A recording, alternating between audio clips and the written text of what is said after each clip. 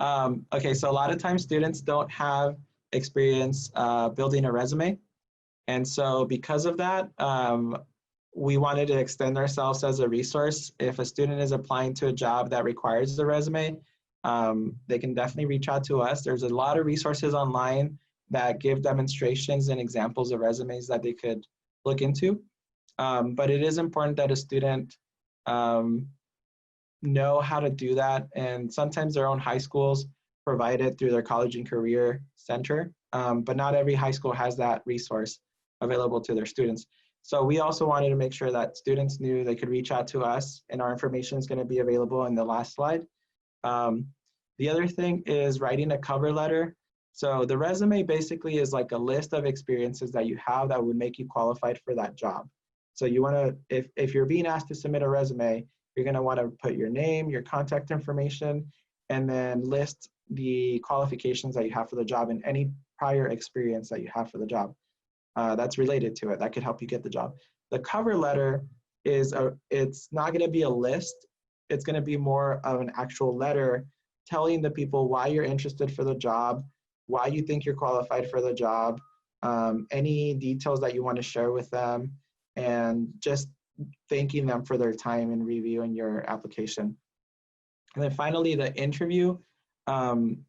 That can be one of the more nerve-wracking pieces for students who don't have experience going into interviews because they don't know what to expect.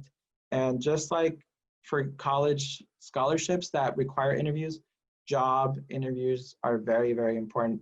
And the way you dress, the way you prepare for them, and just being able to anticipate questions you might receive could really put you ahead of the competition.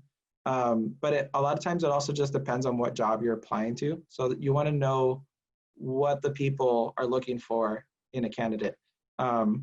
So for this piece, we just wanted to say, if you're wanting some counseling or guidance on any of these three pieces, you could reach out to us and we can help coach you. I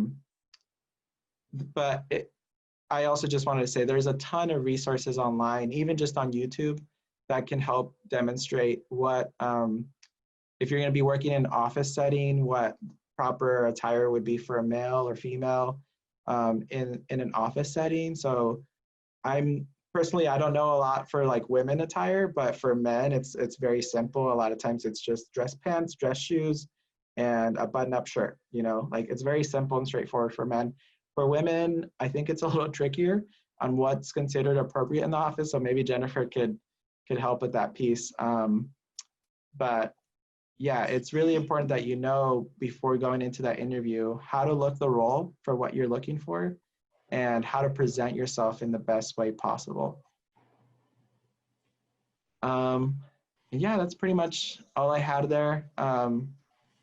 I will share with you today, I got a phone call about a scholarship at Western Oregon University that is basically a full ride to students who applied to that scholarship. And usually they only give one or two of those scholarships. And I got a call from the program director because there was two of my students that were interviewed.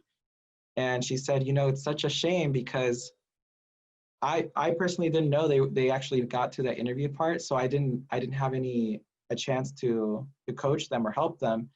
But she said, coming into this part of the process, they were two of our top candidates. And she said one of them in particular was the student to beat. She was almost a shoo-in. But when it came to the interview, she logged on. It was a Zoom call. She logged on late, like very, very late, to the point to where they had to call, and they called her dad, and her dad got her, and she connected. I think she was out of work late or something like that. She couldn't get her camera on. Her responses seemed a little too short, like she wasn't really giving it much effort. And so she went from being their top candidate to losing out on a full ride scholarship because of that one interview. And it's just such a shame. And she was just sharing with me, if I had known these were your students, I might have given you a heads up so that you could let them know what to expect and how to prepare, because these students don't know how to interview. And she said it was so apparent, and it was just such a shame because on paper they looked to be some of the top students that we might have chosen if their interview had been just a little bit better. And so, that makes me a little sad because sometimes this one part of the interview could keep you from getting that job or getting that scholarship. So George, who was just on here, I know he won't mind me saying this, but he got interviewed for MECOP, he got interviewed for Ford Family and a couple other big time scholarships that he landed. And before each and every interview, he had a practice session, a mock interview. Even though he had nailed a couple, it didn't matter. He kept practicing every single time and with different people. And it's just a skill that, especially if you're uncomfortable or you're not used to doing an interview, it's definitely something that all of our students need to be doing mock interviews and with different people, especially people that they're not comfortable with, so that they're learning to perform in that type of a situation or to be their best or to show who they really are. And I can't emphasize that enough, in that the interview process is something that definitely the students need to practice with. That's right. Okay, and that's pretty much all I had for you today. I did want to share this one last resource because it does provide some information on those things that I just talked about, like the cover letter, the resume, and interviews. So Jennifer, if you want to stop sharing this piece and share that site, I just want to show the types of resources. That website is actually pretty amazing. It has a lot of different things around career exploration, job applications, internships, apprenticeships, all of that. And it's called Learn How to Be. You can see right there that has information about scholarships. So Saida, if you want to write that down, the website's called learnhowtobecome.org. It has a lot of information about scholarships. But if you want to click on career resources, oops, sorry, up, yeah, there's a, yeah, right there.